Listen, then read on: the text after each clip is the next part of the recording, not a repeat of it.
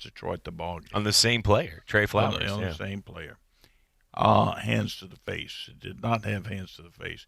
When it's obviously a bad call, I don't know why we can't stop play and alert the officials that there's a potential for a bad call, and not have to put it on the coaches. All right, but that's why you've got so few overturned, because these officials are saying to the coaches, "You do the coaching, we'll do the officiating." I'm telling you. You're right. And you Okay. play when you were coaching. It was Mike Golick was in the league for the Eagles, correct?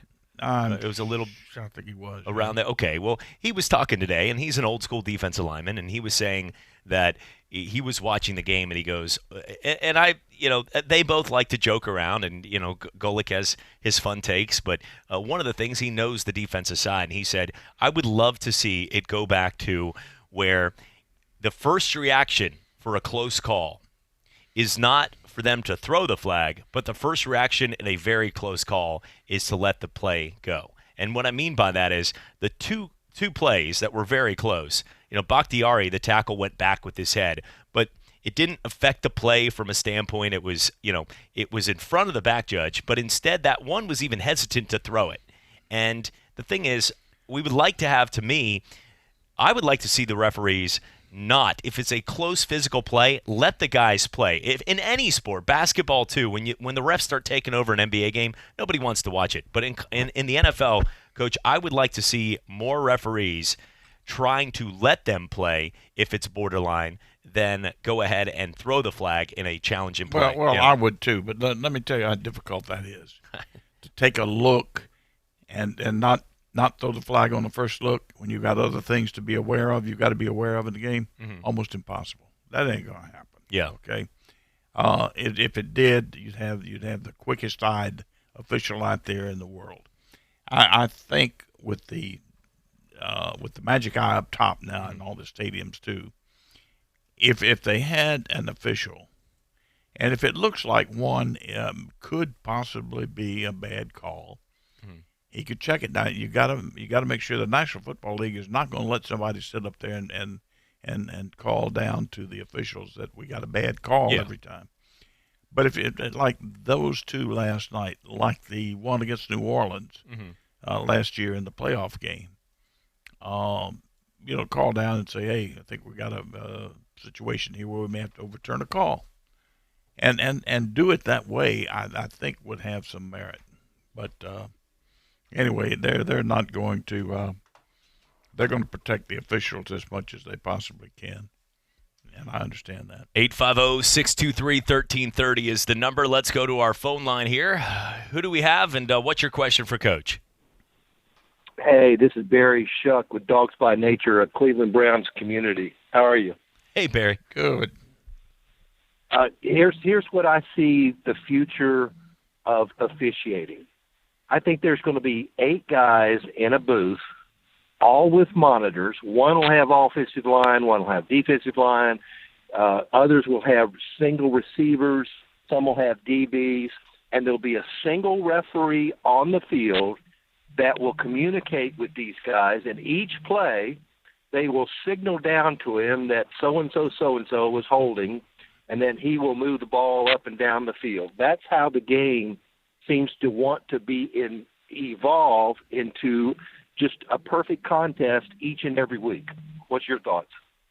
Food for thought. I'll tell you, it's it's something that everybody should think about. I don't think realistically, I mean, if it should come to that, it would be quite a while before they would do that. But I will tell you this, there are ways to correct calls now, and if there's a way to correct them, then we should be looking at how do we go ahead and do that. And I think one official could have seen the possibility of a bad call, like last night was an obvious one. You don't have them in every ball game. Obvious. If it's close, he doesn't do anything. You got to allow him to play on the field. But if it's an obvious bad call like that, call down and say, "Hey, look, we may need to overturn that. We got to make a good call here." I think the atmosphere is evolving into people just wanting a perfect game. Well, you're right there, and it's not going to happen. You're exactly right.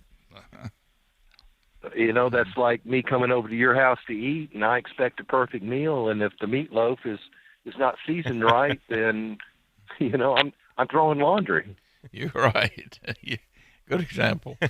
But you're right. You're right. Everybody wants a perfect game.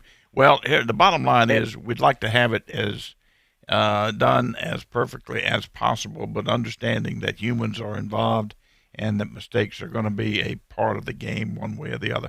Players are going to make them. Right. Officials are going to make them. And Barry, you said you were a Browns fan? No. I write for a Cleveland Browns site called dogspynature.com. Okay.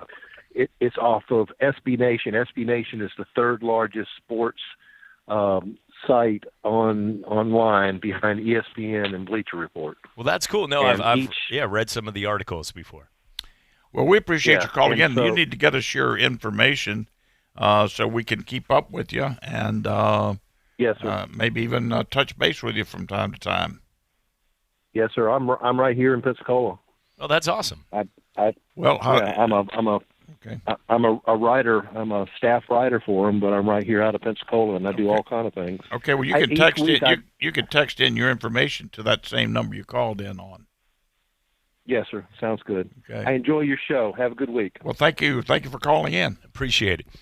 Yeah, to Barry's point, and that opens up a phone line if you'd like to be part of the show, 850-623-1330. I was going to say, if he was a Browns fan, the nature of the world wouldn't be right if they got all the calls right and the things just happen to fall in their place. It just seems more like a Browns kind of move for them to go through the struggles of life. But, they got the number one quarterback, Baker, they get Odell Beckham, everything, and then the next thing you know, it's been chaos at 2 and 4. But when you look right now at the rules, you're exactly right. And I think that is probably the toughest thing because, Coach, your generation is different than my generation. It's different than Davis's generation. I feel like an old man saying that, but like from each standpoint, when you go to each different standpoint of ages, we all expect something. The younger generation has convenience. I got honked at a drive-through because I wasn't even the one making the food, but it took 2 minutes, and they were getting annoyed with me. I'm like, I'm getting annoyed too. I can't get my breakfast burrito, okay? Don't get mad at me.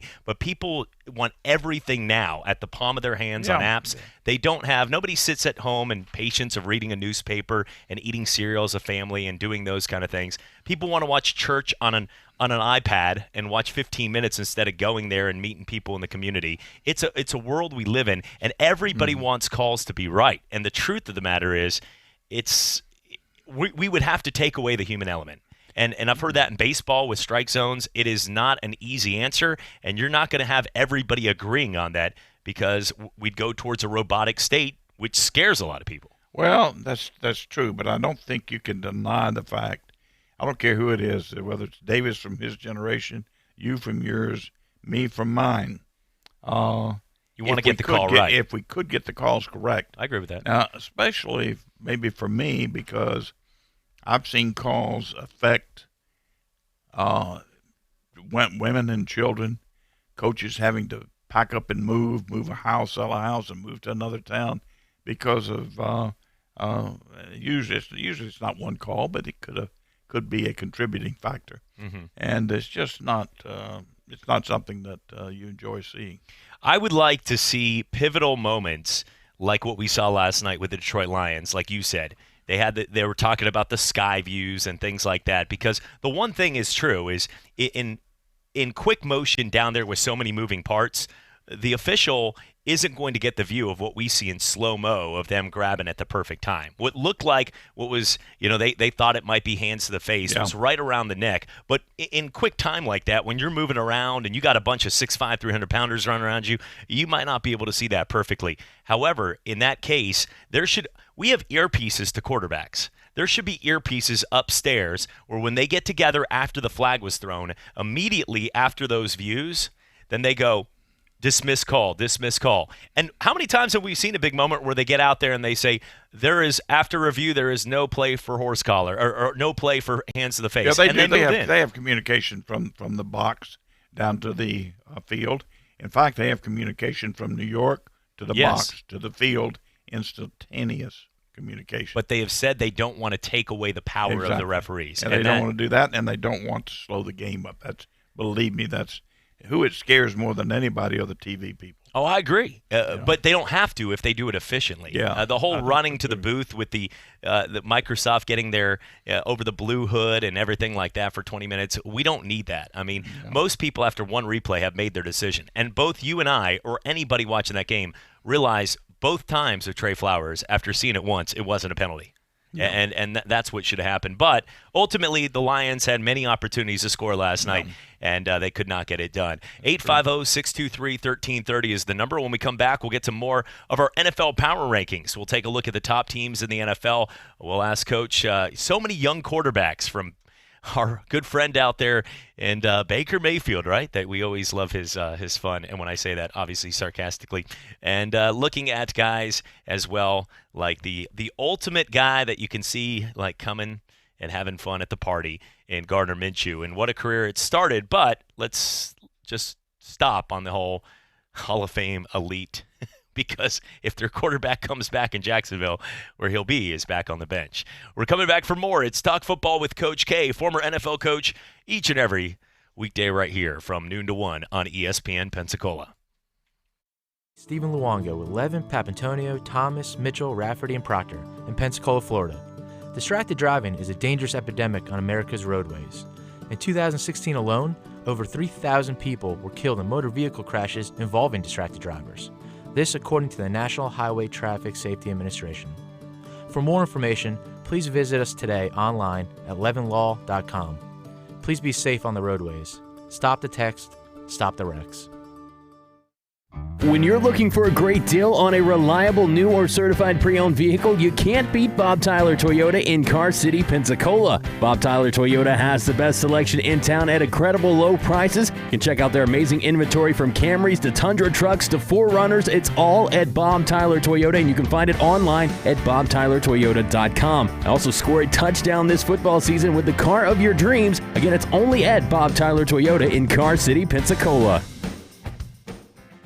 Don't drop the ball this football season. Make Tom Thumb your game day destination. We are your first round pick for snacks, chips, dips, and drinks. Are you tailgating before the game? Don't get blindsided. Head to Tom Thumb for all your supplies. Score big savings with our rewards card. You'll earn 4 fuel points for every dollar spent in store. From hot dogs and buns to ice and propane, Tom Thumb has you covered to help you enjoy the game. For the ultimate game day, team up with Tom Thumb, the local store for local champions. Hello, sports fans. Miles Bentley here, General Manager at Hill Kelly Dodge Chrysler Jeep Ram in Pensacola. Growing up, I always loved sports. Nothing but net, out of the park, through the uprights. Sink the puck Bentley, that was me. But my love of the game couldn't beat my love for Pensacola and helping folks get on the road of dreams in a new Dodge Chrysler Jeep Ram. Sure, I never went to the big leagues in sport, but we're all pro here at Hill Kelly Dodge Chrysler Jeep Ram. Proud to be in Pensacola. Sometimes your bank, your family, and your friends love you, but they don't have the money to help you. Sometimes we have chances to make money, but the old saying, you've got to have money to make money, rings true. At Pensacola Specialty Pond, we can help. If you have trucks, heavy equipment, airplanes, boats, jet skis, anything with value, Pensacola Specialty Pond can loan you that short-term money you need. No credit checks, and at Pensacola Specialty Pond, you're going to find the money and the discretion you need. Now at 6428 Pensacola Boulevard, north of Car City. Call 432-9050, 432-9050. All right, it's time for some straight talk. You wouldn't pay $100 for seats to a baseball game where you can get the same seats for $50. So why pay more on your wireless when you can get the same 4G LTE networks for up to half the cost? For $45 a month, get our unlimited plan with 25 gigs of high-speed data from Straight Talk Wireless. No contract, only at Walmart. Savings may vary. See terms and conditions at straighttalk.com.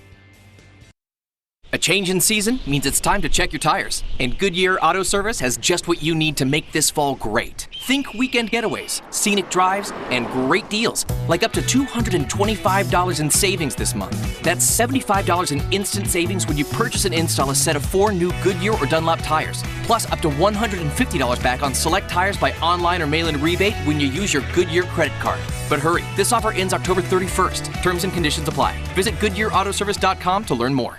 Golick and Wingo. A different host from ESPN Radio from around the country is going to make their pick in our Survivor pool. This is Davis Allen from ESPN Pensacola, and my pick for the Golick and Wingo Survivor pool is Kansas City over the Jacksonville Jaguars. That might be the toughest game on the board week 1, and Pensacola is swinging with Hall of Famer Patrick Mahomes. 5 to 9 every weekday morning. ESPN Pensacola, 1330 AM, 99.1 FM. You're listening to Pensacola's local and ESPN sports station. Your favorite ESPN radio shows, plus high school and UWF Argo football. ESPN Pensacola, 1330.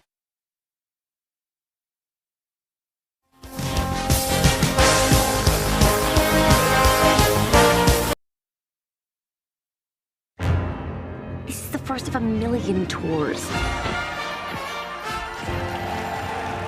And welcome back. It is Talk Football with Coach K right here on ESPN Pensacola, 1330 AM, 99.1 FM.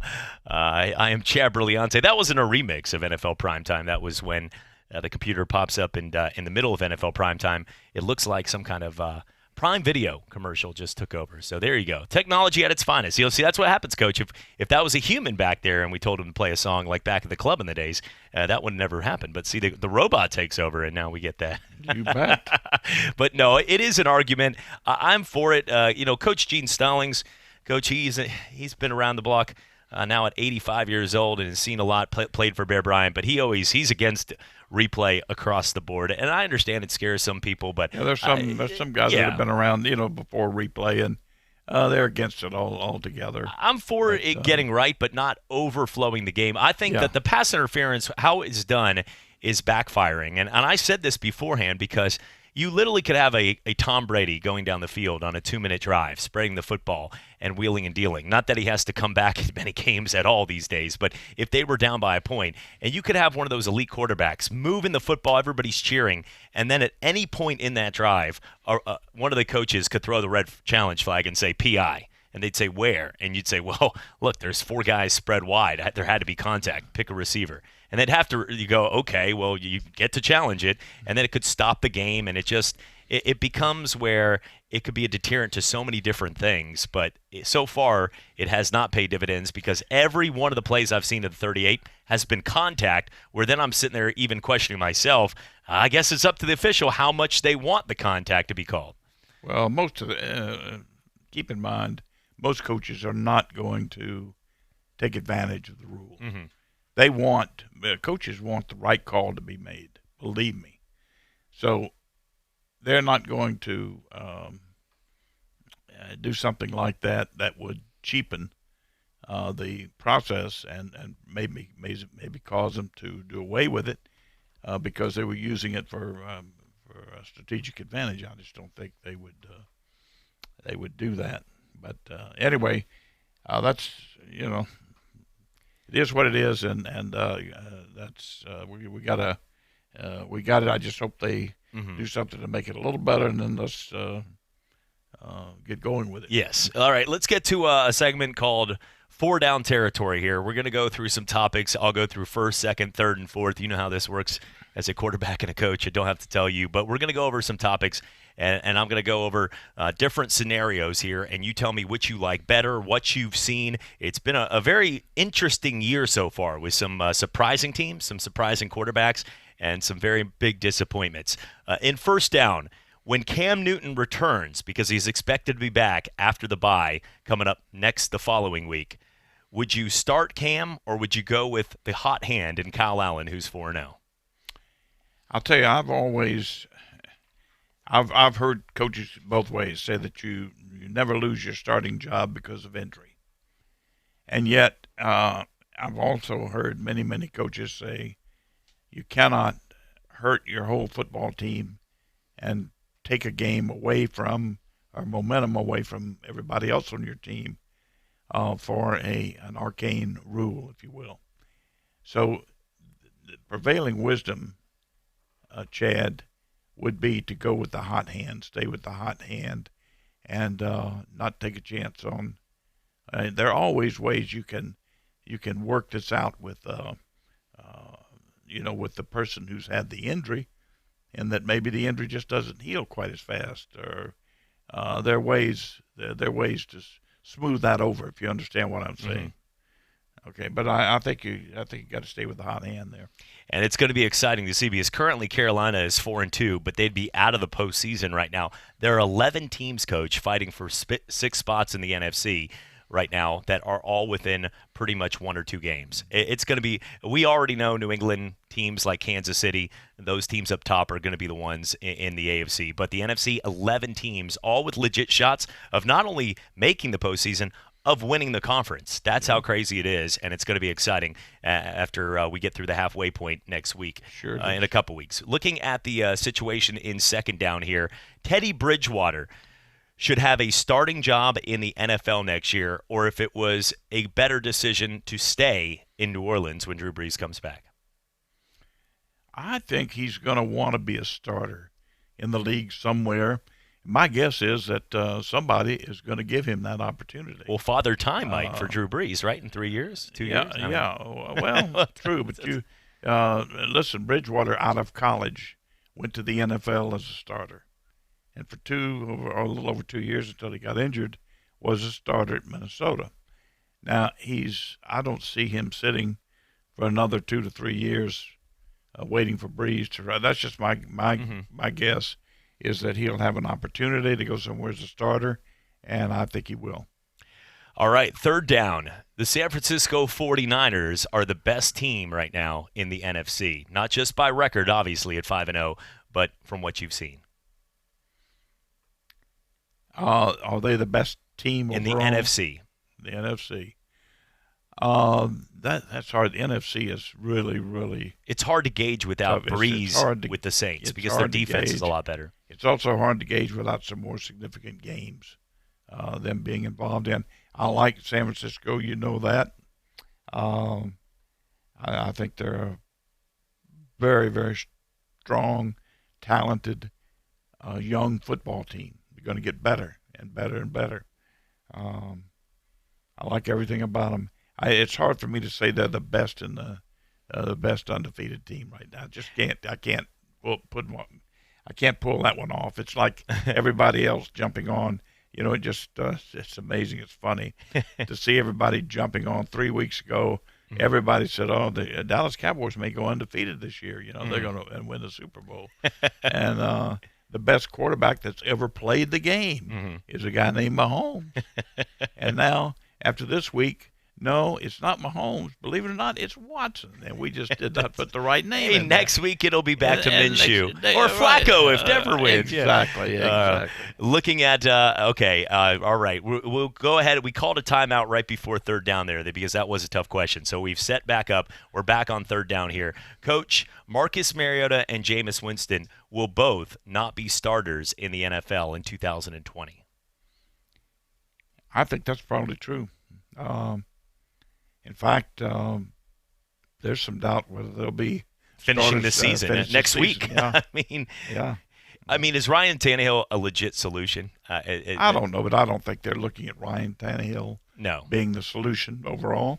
They're looking at hey, listen, there are a lot of good young quarterbacks coming out and also available for trade. So they've got another solution in mind, I think. Is a Jameis Winston coachable? You had a chance. You coached O.J. Simpson, and you coached a number of guys throughout your career. But is there some guys that you deem, and look, you are more than ever even today, people just don't respect authority a lot of times because they feel their ego is bigger than the person around them, which isn't usually fair. Times have changed, though, where star players can get coaches fired. But when it comes down to a guy like Jameis Winston, who he wanted Dirk Cutter as his man. It didn't work out. Bruce Arians, though, is a little more old school. He's not going to take any of the nonsense going on, but he hasn't stopped Jameis from throwing 5 picks last week. Are there some guys out there that you just, no matter what, you go to the GM, inside you're feeling, you're leaving work and going, you know what, there's really nothing I can do to change this guy's mindset? Well, there are really 2 questions there. The first one would be I wouldn't be going to any GM asking for that permission. I'd be cutting him myself. Yeah. Okay, and if I felt that had gotten to that point. But, you know, what's the old axiom? A leopard never loses his spots. They're going to act the same way time after time after time. Usually that is true. Occasionally you see some reformation in a player, but not often, Chad. Not often. I've never had a guy that I felt that way about. I never did. I was very fortunate. Never had any real discipline problem with a player. So, but we had rules that were very strict and demanding, and they knew that coming in. Period. It didn't have to be explained every day and every night. Well, and you know what, too, and Coach, you don't have to say anything on this, but one of the things that I always love doing is observing. I mean, that's what we do. People joke with me.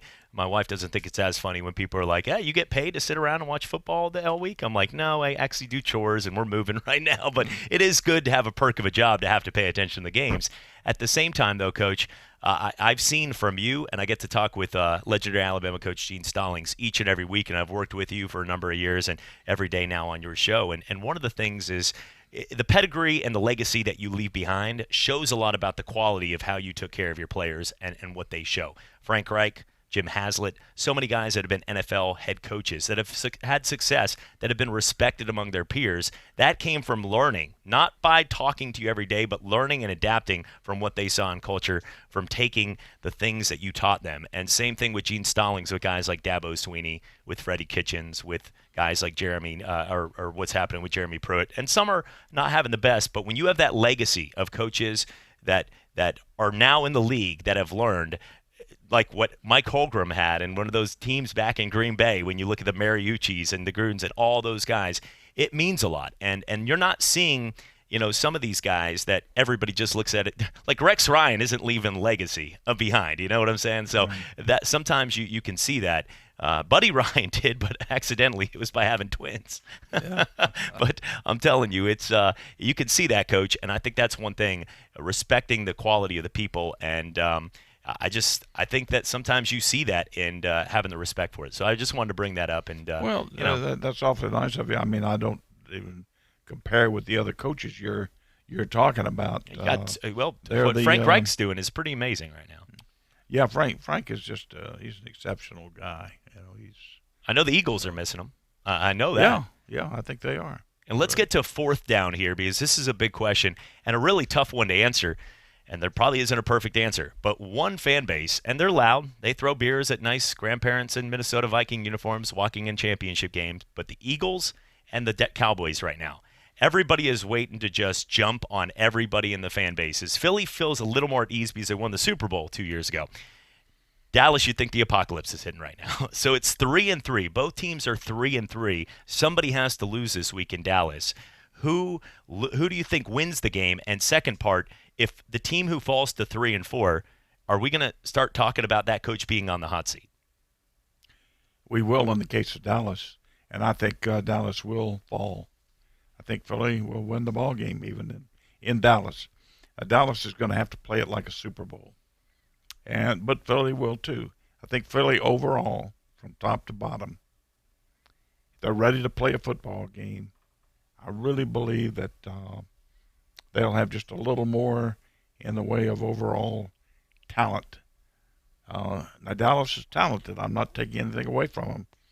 But when you count injury and other things that are affecting a football team right now, I like Philadelphia. I like their mindset too. Looking right now at some of the things going on in the NFL. We'll get to more on our power rankings. We'll break down more each and every week. If you got some questions for our first down right there, you can go ahead and send those to us right there. Talk Football. You can check out Talk Football with Coach K on Facebook and also on ESPN Pensacola. When we come back, we'll get to more. And Coach, yeah. Well, remind them too that we want to get back to our contest. And we'll be talking about that in the next segment. Absolutely. We'll get to our contest where you have a chance to win a nice gift card to Calvert's. If you've not been there, Calvert's by the Heights right there off Scenic Highway, a great place, and given the opportunity for a $25 gift card to one of our great listeners out there for a chance. Perfect place to watch football. They got a family zone. They've got the bar. They've got amazing food. Man, I've had everything on that menu. I'm right down the road from there, and it truly, Scott and the folks over there know what they're doing, and it is a true family style. Support your local people out there, and this is not one of those chains that's going to go and not pay attention or care if your food's undercooked or if the wings aren't cooked the right way. Scott cares. He actually checks each and every meal. He's a friend of mine, and he checks each and every meal before it leaves the kitchen. The guy, I guess he learned that. He owned a bunch of Subway chains, and he knows before he sends that product, eat fresh. He knows what he's doing. And I'm telling you, for myself, and I know it's a proud sponsor of Coach K, but I'm telling you, I think it's one of the best places in town. Go check out Calvert's right there off Scenic Highway. We're coming back for more right here. It's Talk Football with Coach K, off and running on this Tuesday afternoon. I'm attorney Stephen Luongo with Levin, Papantonio, Thomas, Mitchell, Rafferty, and Proctor in Pensacola, Florida. Distracted driving is a dangerous epidemic on America's roadways. In 2016 alone, over 3,000 people were killed in motor vehicle crashes involving distracted drivers. This according to the National Highway Traffic Safety Administration. For more information, please visit us today online at levinlaw.com. Please be safe on the roadways. Stop the text, stop the wrecks. When you're looking for a great deal on a reliable new or certified pre-owned vehicle, you can't beat Bob Tyler Toyota in Car City, Pensacola. Bob Tyler Toyota has the best selection in town at incredible low prices. You can check out their amazing inventory from Camrys to Tundra trucks to 4Runners. It's all at Bob Tyler Toyota, and you can find it online at bobtylertoyota.com. Also score a touchdown this football season with the car of your dreams. Again, it's only at Bob Tyler Toyota in Car City, Pensacola. Don't drop the ball this football season. Make Tom Thumb your game day destination. We are your first round pick for snacks, chips, dips, and drinks. Are you tailgating before the game? Don't get blindsided. Head to Tom Thumb for all your supplies. Score big savings with our rewards card. You'll earn 4 fuel points for every dollar spent in store. From hot dogs and buns to ice and propane, Tom Thumb has you covered to help you enjoy the game. For the ultimate game day, team up with Tom Thumb, the local store for local champions. Hello, sports fans. Miles Bentley here, General Manager at Hill Kelly Dodge Chrysler Jeep Ram in Pensacola. Growing up, I always loved sports. Nothing but net, out of the park, through the uprights. Sink the puck Bentley, that was me. But my love of the game couldn't beat my love for Pensacola and helping folks get on the road of dreams in a new Dodge Chrysler Jeep Ram. Sure, I never went to the big leagues in sport, but we're all pro here at Hill Kelly Dodge Chrysler Jeep Ram. Proud to be in Pensacola. Hey, my friend's company spent 3 days cleaning up an email phishing attack that targeted several dozen employees. Yeah, if just one malicious email slips through, an attack can spread quickly and do serious damage. What if that happens to us? Don't worry, we have Barracuda Forensics and Incident Response. So we're good? Yes, with fast automated response and remediation, all traces of the attack can be removed in less than 5 minutes. Wow, that's a relief. Protect your business at Barracuda.com. Barracuda, your journey secured. Tonight on USA. From the world of Jason Bourne. What's Treadstone? A Soviet-controlled program designed to create human weapons. Comes a new event series. These people are still out there, asleep, and someone's waking them up. You will be a great soldier for our cause. Please don't make me do this. Don't miss the premiere of Treadstone, tonight at 10/9 Central. Immediately following the Season 2 premiere of The Purge at 9/8 Central on USA.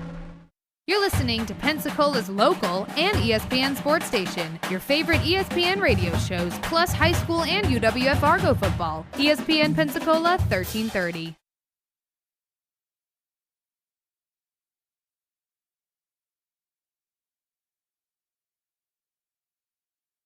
Take 90 hours and play Wii and golf all week. What do you think? Yeah, I go in every game plan expecting it to work. To be quite honest with you, I understand there's 40,000 experts on Twitter that can call plays for me, so my email address is hashtag I don't care. Okay, so shoot that out. We got to be better. Pat Fitzgerald, old school right there. I like Pat, the way he's having a down year at Northwestern, but Coach, I think he was I heard he was a pretty tough player back in the day, too. He was an outstanding player. I remember very well when he played, and he was an outstanding player, and I think he's been an outstanding coach. Let me tell you how hard it is to coach at Northwestern. It is difficult at best. This is like coaching at not too much different than Rice in the old Southwest Conference or an Ivy League school. Their academic standards are very, very close to Ivy League standards, and that's for admissions and otherwise too, and for staying eligible. So he's got a tough job. Yeah, he does. And right now, too, the thing with the Big Ten is I think a lot of us would look at the teams the way LSU, Alabama, even Georgia. Georgia had a bad week, but they'll be okay. And but the Big Ten right now, I mean, there's 5 or 6 legit teams up there, and they play Northwestern every week. I mean, it seems like even the Minnesotas and the Nebraskas of the world are getting better, and Northwestern, it's tough in that area in Chicago to recruit against that many teams when you know you have Ohio State around you, the Michigans. It's just not that easy. And I think, if anything, we did a whole entire show on who's done more with less, meaning like what Stanford has done around the USC recruiting territory, or you see what teams like UCF have done around Miami and Florida State, where over the last couple of years has been the best team in the state. I think that teams that do more with less, that's one team that Northwestern has overachieved to a point where we expect them to be 8-4 to go to one of those bowl games. But, Coach, it's not always that simple. No, it's not. And listen, they're the Vanderbilt of the Big Ten. Yes. Just quite simply. Taking a look here at some of the NFL power rankings, I'll go through some of the teams right now and looking at some of the guys up top, and you say whether you agree or disagree with some. At number 10, the Minnesota Vikings, checking in right there at 4-2. This is according to ESPN.com. Well, I like Minnesota. I think Minnesota's a good football team, a good, sound, solid football team. And I like their quarterback better than most people like him. Cousins. I think they've got good receivers. They've got a good running back.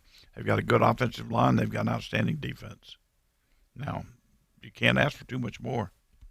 And I think Adam Thielen, sometimes you need that. I don't think the way that he called him out, because when you got your quarterback, you don't need to go that far. But you never know the guy, and that's the thing is you got to judge the guy. Some people take criticism, some don't. Yeah. And one thing is, so far, whatever he did, and I'm not going to give him credit, but whatever spark got lit, and then it turned into a brush fire in California, it sounded like. But what happened last week was the best Minnesota had looked. And that's what the fans have been waiting for, because they went in there and smoked a good Philadelphia Eagle team. Yeah. And so whatever it did, if they can keep that up, even though I would not advise calling out a quarterback and saying he can't throw a football. Baltimore checking in at number 9, according to ESPN, at 4-2. No, I don't think Baltimore even compares with Minnesota. I think that with the right game plan around Lamar Jackson, you can win any game. I don't think so. No, I'm saying I'm talking the defense stopping Lamar Jackson. If you like Gus Bradley did last year for the Chargers, if a defensive coordinator has enough videotape, you can stop him and he can't beat you because of the one-dimensional. Absolutely, you can see what you have to do is force him to throw the football, stay in the pocket, and throw the football from the pocket. He doesn't do that. Okay, that's not his game. Now, he's a great kid, great athlete. All the other things I love about him. I'm just saying that he doesn't do. Force him to do that. That's the pro game. Force Baltimore to play the pro game.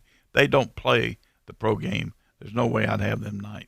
Number 8, the Buffalo Bills, sitting at 4-1. Yeah, you got to put Buffalo in that defense. And, that defense is for real right now. Yeah. What do you think of Sean McDermott as a head coach? I think he's doing a good job. He's doing a. If you're 4-1 with the Bills, he's done a good job in turning that program around up there too. Number 7, a team that you just never know what you're going to get. But Houston Texans, Deshaun Watson and the Texans. Up and down. They're peaks and valley football team. Yeah. Are they there now? I guess you could put them there. You wouldn't be out of place to put them there. They just beat Kansas City at Kansas City, so I mean, Yeah. little respect at this point. They're the hot topic this week. Oh, yeah. I mean, would you? By the way, in that game, because I was watching that game live, a little bit of a suspect call that it worked, so he looked like a hero. But when Bill O'Brien ended up going for it on 4th down and 3, their team was up by 7, and it would have been at that time a 42-yard field goal, which you should be able to make. Now, Fairbairn had missed an extra point and a field goal that day, so Bryan elects to go for it, which instead of going up 10 with about 50 seconds left, they end up getting the first down on a pass with the confidence of Watson, and they end the game. So they take it out of Mahomes' hands. But, Coach, I know you're not a kicker guy, but was that one of those moments that you can just see Bill O'Brien's face saying, you know what, I'm not sending this guy back out on the field. I'd rather my quarterback give us a chance to end it. The numbers would say kick the field goal and go up 10. Oh, absolutely, kick the field goal. But let me tell you something, and it's hard as a former coach. Mm-hmm. It's hard to criticize a coach for making that decision. He has a gut feel that nobody else in that stadium or on TV or anywhere has about whether there's a good feel about making the field goal. And if he didn't have it, and he elects to go the other way, I'd rather have my offense and my quarterback with his hands on the ball than this kicker, then he's made the right decision. Even though, you'd say that 99 out of 100 times you'd say that's a bad decision. Number 6, they got Kansas City, who everybody had deemed undefeated, 16-0, and the best team in the world a few weeks ago. They've got a terrible defense. You got to count that. There's some other teams in here that I'm not so sure. But anyway, let's roll through here. Number 5, they've got the Green Bay Packers on ESPN.com. I mean, they got the win. I don't believe they're. I mean, yeah, that's Seattle at number 4 at 5-1. I think you and I feel the same way about Pete Carroll, so we can skip that and just say good luck on the season. I think certainly I'd reverse he and Green Bay there. Yeah, go ahead. A legacy that Chuck Knox will always have right there in Seattle. The late Chuck Knox and a friend of yours really created a great culture in Seattle. But Pete, I've never seen a guy that just seems to have more lucky finishes in the history of the game. I mean, every week. I mean, the Rams, you got Zerline, who's a Pro Bowl kicker, missing a kick to lose and give you the win. That's why when the Patriots intercepted them at the goal line, and I watched the agony of Pete Carroll in New England for a while, so I was just that much more happy to watch that play. Number 3, San Francisco 49ers at 5-0. Okay, depends on who you got to. All right, number 2, New Orleans Saints. And then number 1, the New England Patriots. I think all 3 of those teams can be interchanged, and it's you can go 1A, 1B, 1C right now. Through a number of teams, and so I it's pretty hard to really pin that down. Here's an interesting article. This gives you some idea. This comes from the Patriot website. NFL analyst calls the Patriots the worst 6-0 team ever in the history of the NFL. Now, there's some truth to that, not much, but some, because they don't have any receivers except for the little guy. They've lost their tight end. They don't have any dependable outside people. They do have a back that can White, who can make plays and get good matchups. But you got to remember, one of these analysts here they're talking about is Max Kellerman, who is absolutely the worst ever on television. If he's stuck to boxing, maybe he's okay in boxing. This guy should never be talking about football. He's just the biggest waste. Totally has no idea what he's talking about, and he's got the biggest mouth. But anyway, Max Kellerman, bad news. He knows, I guess, to call a fight or two in boxing. So we'll see. I stick to that. It's a couple punches right there. When we come back, we're going to get to more on looking at the big games coming up here this week, and we'll look forward to the Thursday night football game and more. Talk about some of the young quarterbacks. It has become a league where after a few weeks, if it's not working out, well, expect to see a rookie in there very soon. It's all coming back on Talk Football with Coach K. We'll also get to more on your opportunity to sign up for a chance at Calvert's for a $25 gift card, and we'll have the games for you to pick. Correct, Coach? Yeah. We'll have all the games listed. Yep. 4 and 4. 4 college. Well, actually, we'll probably only do 3 and 3 this week because of the time frame here. So we're going to go have 3 college games and 3 NFL games for you. We'll list those, put them on Facebook, and give you the opportunity to be part of it as well and win a $25 gift card to Calvert's in the Heights. We're coming back for more right here on Talk Football with Coach K. I'm attorney Stephen Luongo with Levin, Papantonio, Thomas, Mitchell, Rafferty, and Proctor in Pensacola, Florida. Distracted driving is a dangerous epidemic on America's roadways. In 2016 alone, over 3,000 people were killed in motor vehicle crashes involving distracted drivers. This according to the National Highway Traffic Safety Administration. For more information, please visit us today online at levinlaw.com. Please be safe on the roadways. Stop the text, stop the wrecks.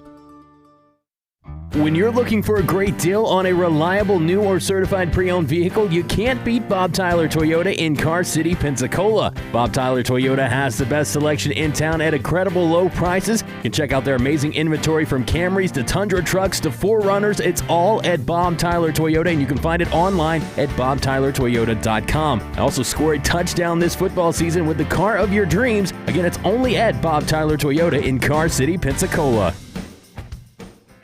Dude, it's game day, and I'm fired up that football is back. I know, but I'm bummed they don't show my favorite team on TV around here. All right, well, what about that place Calvert's? They're a really cool English pub-style restaurant, and they have a really good drink menu. Yeah, but what about the game? Don't worry, they have the NFL Sunday ticket and plenty of TVs, so we can watch any game that we want. Ooh, I just looked at the menu, and that Abbey Road burger is calling my name. Calvert's in the Heights Restaurant and Bar, 3102 East Urbana Street, calvertsintheheights.com. There's only one place in town for the lowest prices and greatest selection of firearms. Pensacola Indoor Shooting Range. Visit our fully stocked Gun Pro Shop for new and used firearms, accessories, and ammunition. Check out the Indoor Shooting Range. We offer rentals on guns, including fully automatic machine guns and silencers. Ladies, this is the safe place to learn how to use a gun. Plus, Tuesday is Ladies' Day. Women shoot for half price all day. The best place to buy firearms in Pensacola. Pensacola Indoor Shooting Range, Highway 29 in Car City. Geico presents Monster Counseling. Dracula, tell me how you're feeling. No one understands how lonely it is. No one will even let me into their house. I knock and I knock, but they ignore me. Uh-huh. What else? I look in the mirror and I don't even see myself anymore. If you don't see yourself clearly, can you really expect others to? I'm having a breakthrough. It's not easy to be a vampire, but with Geico, it's super easy to switch and save hundreds on your car insurance. When weather hits, the right wiper blades make all the difference. That's when the Michelin Man is on your side, helping you see better and drive safer with new Michelin Premium Wiper Blades. Designed with exclusive SmartFlex technology or frameless beam design, Michelin blades flex to the curve of your windshield, giving you unparalleled, streak-free, long-lasting, all-season performance. So when the going gets tough, be ready with Michelin Premium Wiper Blades. It's a difference you can see. Available at Walmart, Menards, Mills, and Plains. Talk football every day with Pensacola's own Coach K. The key on offense is going to be whether Franks can come back and duplicate what he did in the last 4 games. Every weekday, noon till 1 on ESPN Pensacola, 1330 FM 99.1. ESPN Pensacola is your home to UWF Argos football. Catch every game, home or away, on Pensacola's home for local sports. ESPN Pensacola 1330 FM 99.1. You're listening to Pensacola's local and ESPN sports station. Your favorite ESPN radio shows, plus high school and UWF Argo football. ESPN Pensacola 1330.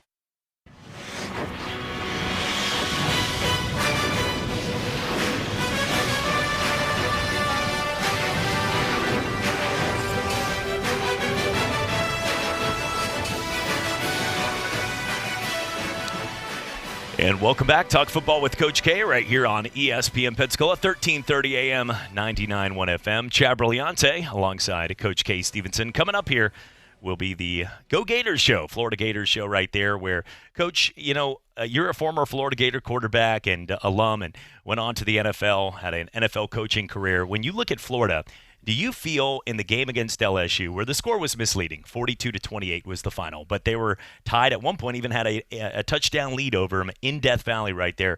Kyle Trask is a much better quarterback than Felipe Franks. I was singing it at the top of a mountain, and so were you, I know, and it seemed like nobody wanted to listen until it got to the point where it got ugly. And then he got hurt, and that injury led the door to a better quarterback. But do you think, even in a loss, that the Florida Gators played their best football game on Saturday? Good question. Very good question. I don't. I think they've still got improvement ahead, and certainly with their quarterback, every play he plays gives him a chance to get better. They're getting some people back from injury now, getting those people melted in with the other players. They're going to get better. And Florida's a good football team.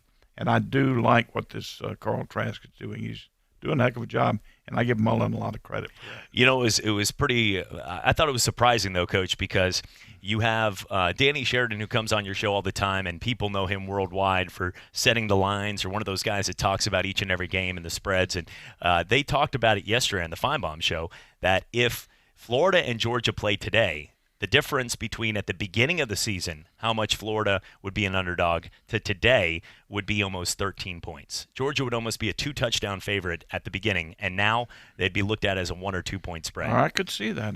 It's just showing that Florida, the confidence and the team right there. Well, looking at some of the games, we have made our choices here for the games coming up here for your Calverts in the Height $25 gift card right there, and we'll be posting. It'll be Minnesota, Detroit, Houston, Indianapolis, Philadelphia versus Dallas, and New Orleans and Chicago in the NFL. And then in college, Florida, South Carolina, FSU versus Wake, LSU versus Mississippi State, and Michigan versus Penn State. A Michigan-Penn State game is pretty intriguing. I think Michigan's a better team than the way they just got dismantled by Wisconsin, but Penn State always seems like there's that one game in the big moment where they have a letdown. So we'll see. Don't forget Wisconsin, I'm telling you. We're going to know a heck of a lot more in the next couple of weeks. But Wisconsin is a good football team, maybe better than anybody knows. By the way, we'll give us a score on the University of Florida South Carolina game as a tiebreaker. Pick all of them, and then give us a score on the Florida South Carolina game. Absolutely, we'll have a post for that, and so you guys can be part of that as well. Coach, they talked about Kansas City and Denver plays this week. Kansas City's only a 3-point favorite, giving Denver a lot of credit for their hometown right there, too, going to the altitude at Mile High Field. Was there one stadium to you in your playing days that you had the toughest time walking into and playing at? Denver was, I'd say, tough just because of expectation there. I never thought it was all that bad. I know Sid Gilman, our coach, had a $5,000 standing fine on any veteran that talked about the altitude there to the rookies. But I'll tell you, the worst surface by far that we ever played on was the old Astrodome in Houston with that concrete. And then, of course, our field in Buffalo at War Memorial. Yeah. Well, Coach, that's one. Warren Moon, I'm sure, feels the same way with his head these days from some of those games right there. But, hey, Coach, always appreciate your time here on your show, and looking forward to tomorrow with you. Look forward to it, Chad. All right. For NFL Coach Kay Stevenson, I'm Chad Brilliante. This is Talk Football with Coach K. Check us out on Facebook, Twitter, and also Calverts in the Heights. Make the picks right there and win a $25 gift card. Coming up, the Go Gators show. Football season has arrived, and ESPN Pensacola 1330 AM 99.1 FM is where the action is. Bringing your high school football every Friday night, UWF football on Saturdays, and the NFL on Sundays. If you would like to partner with ESPN Pensacola as a sponsor or promotional partner, give us a call at 262-6000. ESPN Pensacola, 1330 AM, 99.1 FM. WEBY, Milton, Pensacola. ESPN Pensacola, 1330 AM, 99.1 FM. I'm Davis Allen with your sports headlines. In the MLB, the Washington Nationals are one win away from advancing to their first ever World Series appearance. Steven Strasburg pitched 7 strong innings as the Nationals shut down the St. Louis Cardinals 8-1 in Game 3 of the National League Championship Series. Howie Kendrick tallied 3 doubles and 3 RBIs for Washington, which will go for a sweep tonight. In Game 4, first pitch will be at 7:08. In the American League Championship Series, the New York Yankees host the Houston Astros in Game 3 of the ALCS this afternoon in the Bronx. The best-of-7 series is tied up at 1 apiece after they split the first 2 games in Houston. Luis Severino will start for New York, and Garrett Cole, who is red hot in the postseason, he'll be getting the start for Houston. The Astros even the series with a 3-2 11-inning win on Sunday, which ended with a Carlos Correa walk-off home run. On Monday Night Football, Mason Crosby's chip shot field goal as time expired lifted the Green Bay Packers to a 23-22 win over the Detroit Lions on Monday Night Football at Lambeau Field. Aaron Rodgers threw for 282 yards and 2 touchdowns as Green Bay overcame a 22-13 deficit in the fourth quarter. The Packers lead the NFC North with a record of 5-1, while Detroit, they dropped down to 2 wins, 2 losses, and 1 tie with their second straight loss on the season. And in basketball, Los Angeles Lakers star LeBron James believes that Houston Rockets general manager Daryl Morey, quote, wasn't educated on the situation at hand when he tweeted in support of protesters in Hong Kong. James told reporters despite freedom of speech, people should be careful about what they say and tweet. Morey's tweet caused backlash and put the NBA's relationship with China under scrutiny. I'm Davis Allen with your sports headlines for ESPN Pensacola 1330 AM, 99.1 FM.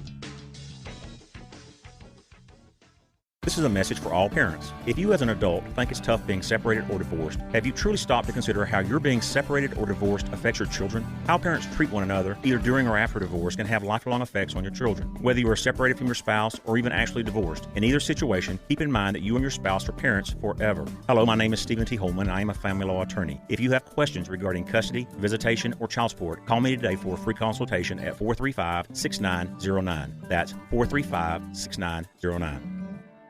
Stephen A. Smith here. If you're like me, you have a mortgage and a family who depends on your income, then you need to protect the ones you love with life insurance. Life insurance can help pay off a mortgage or send the kids to college. It's peace of mind. Think you can afford it? Chances are Select Quote can help you get it for less than $1 a day. Select Quote comparison shops up to 10 highly rated companies, including Prudential, Banner Life, and Mutual of Omaha, and others, to find you the company with the best rates. For example, Select Quote could find a 35-year-old man a $500,000 policy for under $21 a month. That's less than $1 a day. Select Quote's breakthrough technology allows them to quickly match you with the best insurance company to find your best policy. Plus, quotes are free. Start protecting your family today. Call Select Quote at 1-800-601-6992. That's 1-800-601-6992. Or go to selectquote.com/Smith. Get full details in the example policy at selectquote.com/commercials. Your premium could vary depending on health, issuing company, and other factors. Not available in all states.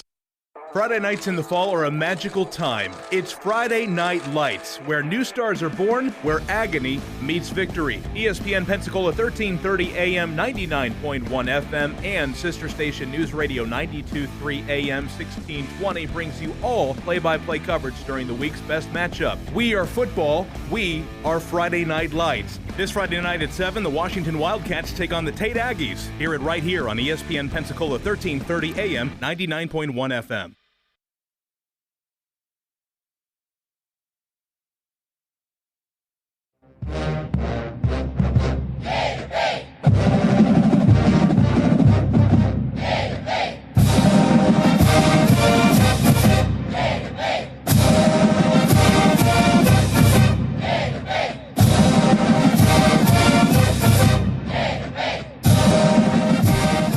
And welcome to Go Gators right here on ESPN Pensacola, 1330 AM, 99.1 FM.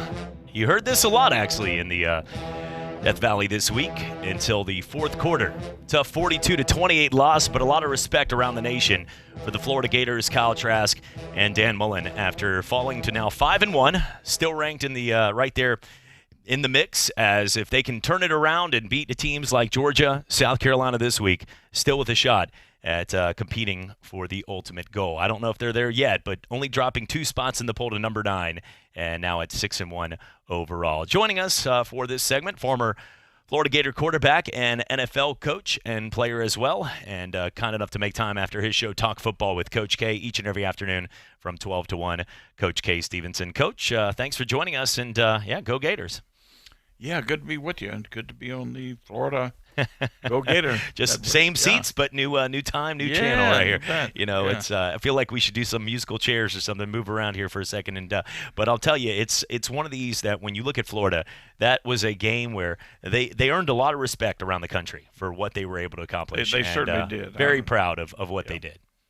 I thought Kyle Trask is growing up, and for only having a handful of starts to walk into maybe the most hostile environment in all of college football, a night game at LSU, and to be able to have them leading at one point in that game, to really be down to the wire. If you caught the game, it was pretty much 28-28, and then LSU was able to score late into that ball game and then also get a touchdown with a few seconds left. But the Gators were really pretty much there the entire matchup with them.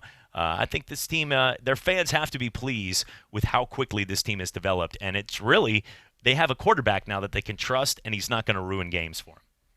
I agree with you. I really do. And I think people are extremely happy with the way that they played this last week. I won't say the way the outcome, but certainly with the way they played and what looks to be a very bright future. And of course, to have a bright future, you got to have a quarterback, and they do. I think with Trask right now.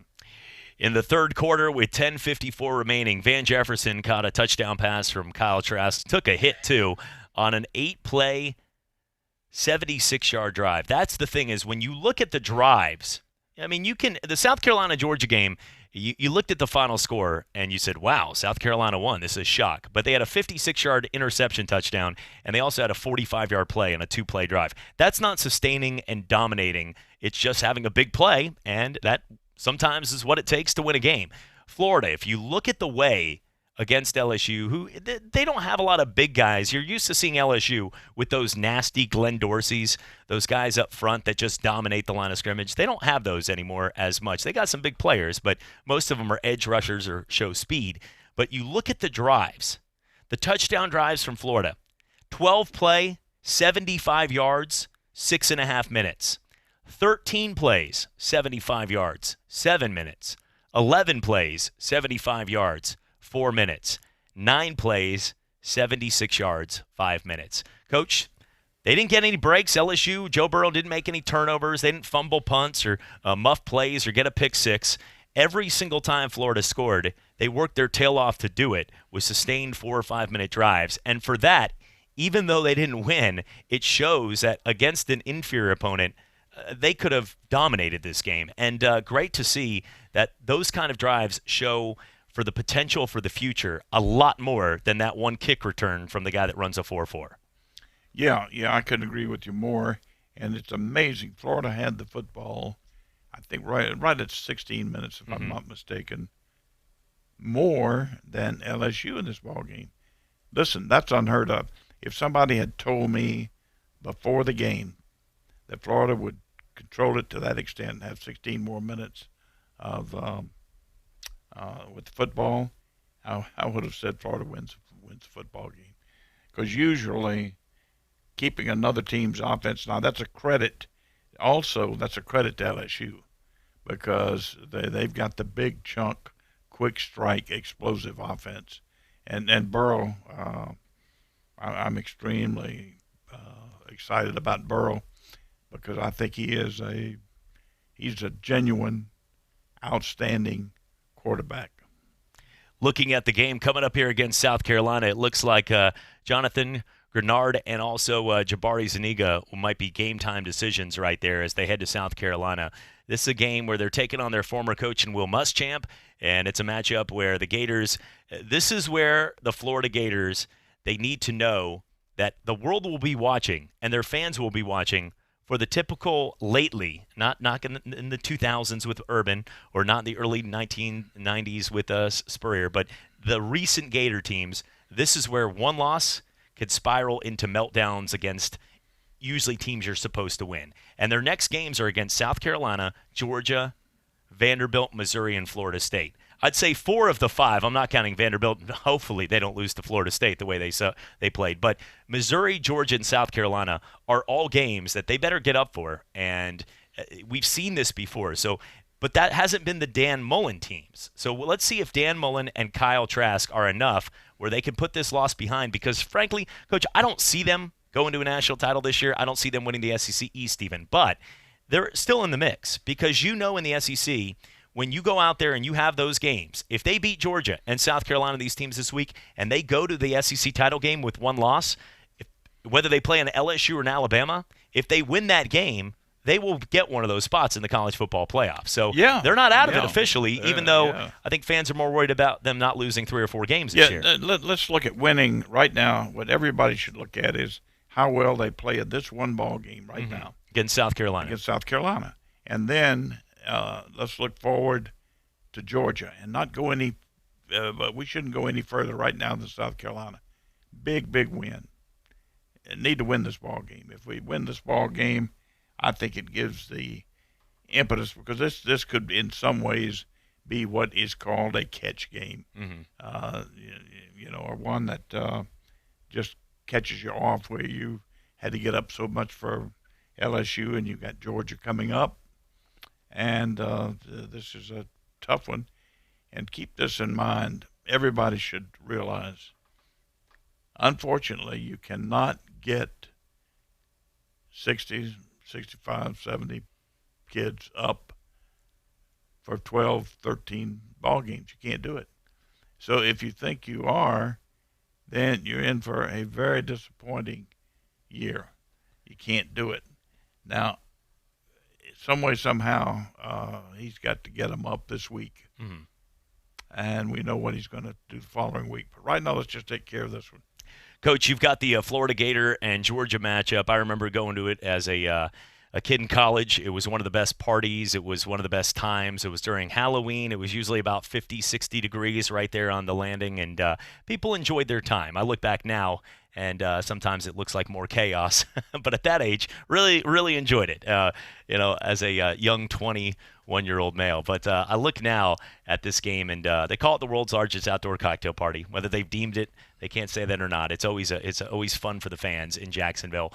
But you look at that matchup, it looks like they've extended the contract for it. As a head coach, though, of a game, would you rather see one of those kind of games at a home and home, or are these neutral site games that have history to them, to the fan base, important? As a head coach, what would you see this game as? Would you rather be it at your home and then away, or on that neutral site? Let me tell you, that is the question of ages. Right now, with athletic directors, coaches, ideal would be to have it on a home and home. You'd like to be able to play that game on your home field. But keep in mind, when you do that, means the next year you've got to go play them on their home field. But the difference is, too, how many kids you can have recruiting if you're at home and when you're playing on a neutral field. I think there's a big reduction. So it they look at it as maybe kind of infringing on their recruiting opportunities. Georgia looks at it as a great opportunity for recruiting, because they've always got that game in Florida. And that gives them an edge in recruiting into Florida, especially North Florida, Northeast Florida there. So their pluses and their minuses, and their pluses and minuses with a home and home. So, I just don't think they're going to be able to move that game out of Jacksonville. I think it's become too much of an institution there. I think at this point, too, the contract goes till 2021, but then that's only the next 3 years. But yeah, they're going to get this thing done, and it brings a lot of money to an area that can use it. And they do a good job of protecting. The landing at night's always not a fun place to be in Jacksonville, but during this time, they do a good job protecting it and making sure everybody's safe and having a good time. So. Except that one guy that fell off the roof there that day. That was scary. But overall, looking at he was okay somehow from a 10-foot fall. He got up and cheered. So I'm sure in the morning he didn't feel that way. Looking at the Florida Gators, though, this team right now is 6-1, second in the SEC East, and off to a pretty solid start so far compared to where a lot of people saw them. Coming back in that game against Kentucky, the impressive win in a dominant fashion in a game they were expected to win against Tennessee, but to dominate 34-3 against a rival is huge. And then also Auburn 24-13. Coach, when it comes to rivalry games, do you feel looking at a matchup like a Tennessee-Florida where one team has dominated the other? Or, we've seen that with a lot of rivalries where Ohio State's owned Michigan. Does it, to you, still, as a football fan, considered a rivalry, or history is something that has determined that, not the outcome of the game over 5-6 years? Because Florida-Tennessee, for most people, they didn't care it was happening. But if you go back to the 90s, 5 times that game between Spurrier and Philip Fulmer was a game that College Game Day was at, and they both were in the top 5. It's only happened twice in the history of college football, where 5 times during the course of a decade, Tennessee and Florida battled when they both were in the top 5. Nowadays, it's not that same feel. But do you still feel, when you're looking out there, that the kids are looking at that from the rivalry and the history, or just – they're looking at the spread and the closest of the games? Well, they better not be looking at the spread. But I think it varies. You would have some that would feel the history involved with, for example, Alabama-Tennessee is another old historic game. The oldest rivalry in the South is Auburn-Georgia. And so it's just, but it's amazing how rivalries change and evolve from time to time. Like years ago, who would have thought Alabama and LSU would be a big rivalry? But they are now. Who would, Florida and Tennessee at one time, like you say, were huge rivals. Not so much anymore. The big rivals with Florida are obviously Georgia, Florida State, and I'm surprised they don't. I'm really surprised they don't put Auburn back in the East and put Missouri in the West. Well, hey, after that win this year in the Swamp, they might be giving them a call for an every year now. You know what I'm saying? Hey, buddy, good old pal back there. Yeah, where'd you call? Because a couple years ago when we had Nick Marshall or Cam Newton. But no, that's not how it works. We understand. But it's still going to be fun to see the games coming up here this week at South Carolina as they head out there to William Bryce. Always a tough place to play. And we'll have more on the game coming up here. When we return, we'll talk some more. We'll hear from Dan Mullen. Thanks again, Coach, for joining us here today. And always enjoy it. For NFL coach Kay Stevenson, our good friend Jeffrey D. will be joining us, sports guru and Florida Gator alumni. Northwest Florida Gator Club, always a great event down there at Seville, as they'll be out there having some fun. And the title sponsor of the show, Stephen T. Holman of the Holman Law Firm. Him and Justin, whether you're going through a tough divorce or just trying to get custody or battling for whatever the cause is, it is not an easy situation, and you want somebody on your side to be able to have your back. Father's rights, because the best parents are both parents. Check out Stephen T. Holman today and the Holman Law Firm. Proud sponsors of the Go Gators show. We're coming back for more right here on Go Gators, ESPN Pensacola. Hello, everybody. You're looking live at Fansville, a college football utopia. Fansville. Where the rivers flow with ice-cold Dr. Pepper. Delicious. Where every day is Saturday and everyone's a fan, even babies. Fan babies. And the seasons never change because the only season is college football season. Get a taste of Fansville this fall during a college football game near you. Dr. Pepper, the official drink of Fansville. Grab some today.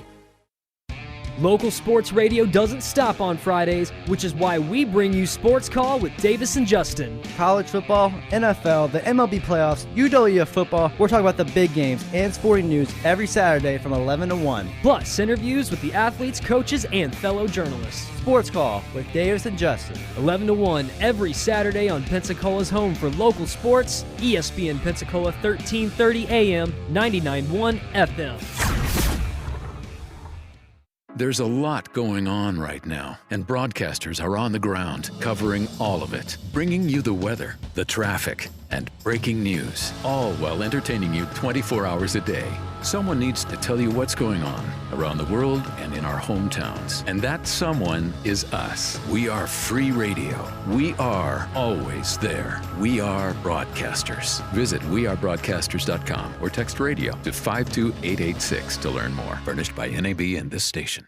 Sports commentary, legendary interviews, in-studio guests, expert opinions. It's the Sports Drive with Chad Brillante. A guy like Kevin Durant and Steph Curry, they know they could go to another team and put up freakish numbers, but sharing the wealth across the board makes them a better team. Catch up on the day's biggest sports stories on your drive home. The Sports Drive with Chad Brillante. Weekday afternoons from 5 till 7 on ESPN Pensacola, 1330 FM 99.1. You're listening to Pensacola's local and ESPN sports station. Your favorite ESPN radio shows, plus high school and UWF Argo football. ESPN Pensacola 1330.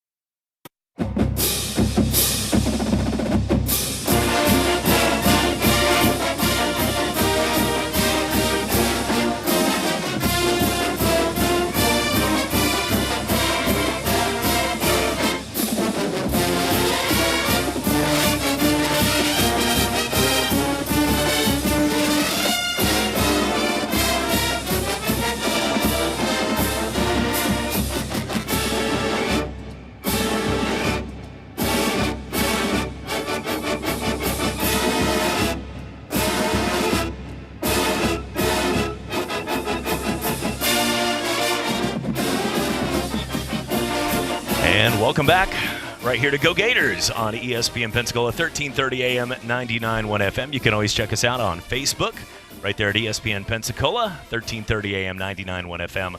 And, you're out and about, you're just getting back from lunch, and you want to go back and find out the latest in all your favorite shows. You can check it out right there on our Facebook page. Joining us now, former Florida Gator, well, always a Florida Gator alumni, but former Florida Gator himself, and kind enough to make time for us, an encyclopedia of Gator knowledge, Jeffrey D. And also you can hear him as a co-host with me on the Sports Drive later. Jeff, what's happening, my friend? Not much. Just feels like it was just a few minutes ago we were sitting here. That's right. We were just here from 5 to 7 last night and having a good time. I feel like I'm in Groundhog Day in broadcasting sometimes. So, That's right. You're the hardest working man in show business. Hey, Tommy Thrall is now in Cincinnati, and from a sports standpoint, when he was doing UWF, he was doing Blue Wahoos. He was hosting shows. I think at one point he was also working for Cat Country. He had a number of different jobs, and people were saying the same thing. And I sort of eased back and I said, you know what? Hey, you know what? You can take that. that's not. I will give you that. I go home and at 3 in the morning, still doing some notes and waking up for 8 a.m. mornings. But now I think I do claim that role now. Now that this is. I tell you what, to manage a move like you've done, and also manage as much as many. Bowling balls in the air, and you're juggling everything. Hosting and producing now 3 shows per day on TV and also radio throughout punching. I believe that, so I will. But the coffee's strong. The coffee is strong right now. So let's get to some of the things in what's going on in football. The Florida Gators right now are a team that is, hey, look, even in a loss, I think they gained a lot of confidence. People showed that this is a team that truly is able to walk into a hostile environment like LSU and come out where they gained a ton of respect. And I'm not sure if you heard earlier, but I was going through the different drives, Jeff, of the plays and how they were led down the field, because that's a big thing. When you're watching a game, when you see one of those kind of plays where a team's just dominating, but then a kick return, a pick six, and what was a 21-3 game now all of a sudden is 21-17. And it's going to come down to the final drive. And you're saying, wait a second, but the other team's dominated the whole play. Even that game last night, watching with the Monday Night Football, Detroit had dominated the first half against Green Bay, and they were up by 3 points. A couple plays went south, and all of a sudden they lose the game late. 5 times they had to settle for a field goal. Well, the Gators kept scoring, but so did LSU and Joe Burrow. I truly think what we were watching in that game were 2 teams playing some of their best football. Because on both sides, their offenses especially, maybe not defensively, but offensively, both of those teams were playing lights-out football, and it was just somebody had to win. And ultimately, LSU was able to score that 1 touchdown in more of a defensive grinding fourth quarter, where it's a chess match, and pull away 42-28. But I left that game saying, you know what? Unlike the victory against Miami, where people said, somebody had to win that ugly game, that looked like the old-school Florida Gator type team that could compete with anyone in the nation. Yeah, it really did. And, you mentioned those drives, and you chronicled the 4 long drives for touchdowns that Florida had. They also had a a 58-yard drive with an interception in the end zone, Mm-hmm. and then a 72-yard drive that they turned over on downs when they got down to the LSU 3. They had a first and goal, and LSU bowed up and played better football than the Gators did down the stretch, which was the Gators had outplayed everybody that they'd faced this year in the fourth quarter. But LSU was able to overcome that. And, just a really, really good team with a great crowd behind it was able to beat the Gators late. Looking at the Florida Gators ahead, they get to take on your good old Will Muschamp out there. And coming off a win against the Georgia Bulldogs, I guess they won't be more emotionally up for this one. After starting the season a little rough, they lost to North Carolina and then, had a couple tough games. But then they beat Georgia in Georgia. That was one that not too many people thought they were even capable of doing.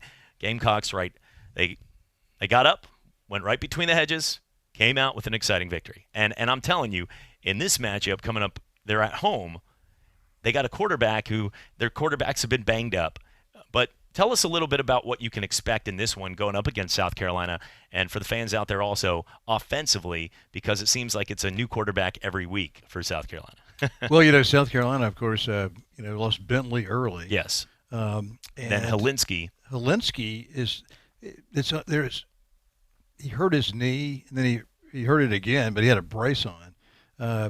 It's unclear whether he'll play this week. If he doesn't, then the third-string quarterback who ended up beating Georgia will play. And then Davis and I were talking about how this is the year of the backup quarterback. I mean, you got Florida's got a backup quarterback, Tennessee's got a backup quarterback, South Carolina's got a backup quarterback. Now one team that probably doesn't is Georgia. Mm-hmm. If Fromm gets hurt, then they're in trouble. They've got a two-star guy. Everybody else is flushed out. They've either gone to Washington or Ohio State or somewhere. And so, I think that, we'll see what happens. But I think that Florida's got the advantage this week. But if Zuniga, and I heard you mention that Zuniga and Grenard are game-time decisions, if those guys can't play, then that really kind of compromises that Florida defense. It takes away Florida's strength, which is rushing the passer, because they didn't put any pressure on Burrow at all. Well, those guys combined for 5 sacks against Miami. I mean, they were all over the place in that first game. So they did. Yeah, they were pressuring the Miami quarterback. In fact, the first 2 or 3 games, they put a lot of pressure on quarterbacks until they got injured. Jeff, it's good to have you in here. We cover all the different sports when it comes to football, and in this market gives us an opportunity where some places, if you're right now in a place like, let's go California, you're probably talking LeBron, a lot of LeBron, and you would also in L.A. be talking maybe USC football if they hired a new coach or AD. But if it comes down, Lynn Swan is out. But if it comes down to this area, we get to talk about so many different sports. We got Major League Baseball tonight. We're going to have game number 4 right there with St. Louis and Washington as the Nationals look to sweep that series right there. But I'm looking right now at the Gators, and one thing is they have played good football, and we've covered them. But I don't think a lot of people go into the details. Like, we talk enough where I've watched them. Their offensive line's not great. The running game's consistent. P. Ryan can break a big play, but he's not going to go down as a Hall of Fame Florida Gator. You've got a quarterback that is getting better. You've got a bunch of talent on the receiving core with Hammond and Jefferson, and these guys can run. And even the injury to a guy like Kadarius Toney, but they have so much speed at that position. And then the defense with guys like C.J. Henderson and Zuniga and Grenard and guys that are going to be NFL-type talent. But let's go through some of the positions, and you give me your rating, your A through B, A through F, kind of. That's what it is. That's what the teacher, I guess they were just trying to give me the candy, like after it's only A through B, son. I'm like, woohoo, I love this teacher. No bell curves here. Florida. Let's start off with the special teams and kicking. Always our favorite to get out of the way. Well, Dan Mullen always puts a lot of emphasis on special teams. We didn't see much in the way of special teams. Florida didn't attempt a field goal. Special teams have been watered down a little bit by the NCAA because if you kick the ball in the end zone, then you kneel down and you bring it out at the 25-yard line. Even if you kick it into the field of play, you can still opt to fair catch it and take it to the 25-yard line. So kickoff returns have kind of been nullified. Florida's got a really good punter, Tommy Townsend. He hangs the ball high, 4.5 seconds hang time. Nobody really returns anything against him, and other teams have figured out to do the same thing. So we haven't seen much in the return game for Florida or their opponents the entire season. Florida's got, place kicking is excellent with McPherson, and the punting is excellent with Townsend. So I would give Florida's special teams an A. All right, moving on here to the defensive line. Defensive line with Grenard and with Zuniga is pretty potent. They've got their tackles aren't spectacular players, but they're serviceable, and they've got 4 of them that can rotate. I'll give a dual grade. With the 2 defensive ends healthy, I'll give them an A-. With the 2 defensive ends out, I'll give them a C. All right, taking a look at the linebacking core. Linebacking core, Florida runs a 4-2-5. I mean, their base defense has got a nickel. So they're really only running with 2 linebackers. David Reese has been terrific. Amari Burney has been kind of in and out of the lineup because of injury. And the depth behind that number 2 linebacker position is not real good. So I would give the Gators a B with their linebacker core this year. Secondary, I know it's been hurt at times, but looks like Henderson being back. Where do you see them? If they're fully healthy, I would have given them before this LSU game kind of an A-. But after the LSU game, I give them a B- because they just simply weren't able to match up. They don't have enough manpower to match up with a 4 wide receiver set. They've got enough to match up with a 2 wide receiver set, maybe even a 3. But that 4th wide receiver that LSU's got and Burrow can find that matchup problem, I think that hurts them. And so I would give them probably a B- after the LSU game. Now, when they face teams that don't have that kind of wide receiver talent, I'm going to give them an A. And when we come back, we'll take a look at some of the grades here for the Florida Gators as they get set for a early kickoff. It'll be 11 a.m. kickoff right there as South Carolina and Florida will battle it out. And we'll go over some of the offensive rankings that have gotten a lot better of late and also look at the matchup against South Carolina, a game that after the win against Georgia has turned into a little bit more of a concern. It's always a game in division against your former coach you want to win.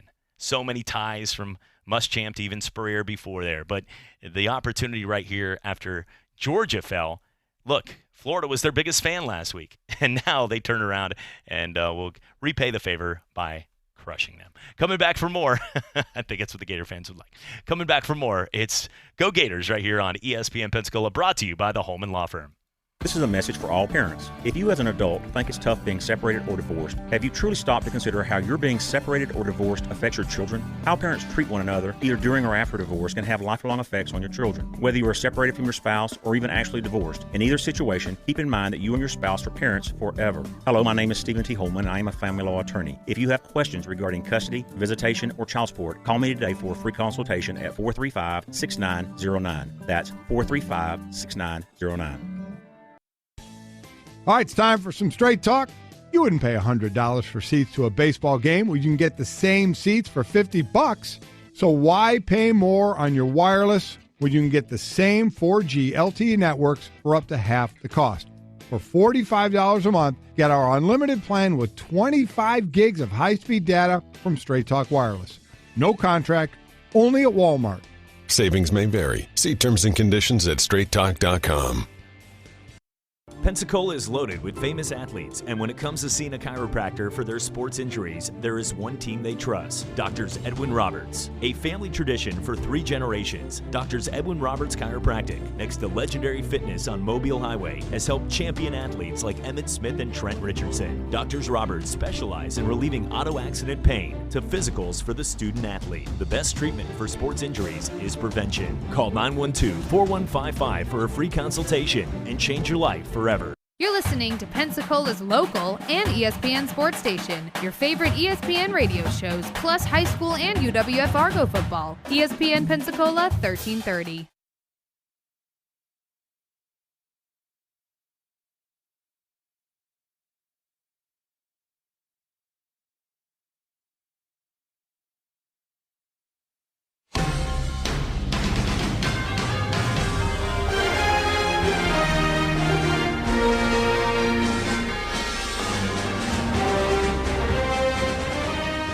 And welcome back. It is Go Gators right here on ESPN Pensacola, 1330 AM, 99.1 FM. Alongside Jeffrey D., I am Chad Brillante, having some fun with you here. Jeff, you've had a lot of good seasons as a Florida Gator fan, and you're usually pretty good, and you're used to working with me too. So you know that I sort of just throw these on the spot. That's how this show rolls. Choose your own adventure in the path here. We'll be talking NHL hockey in San Jose in 5 minutes from now. But as a Florida Gator fan, all the years, all the games, all the memories, which one to you is the one that is always the most significant?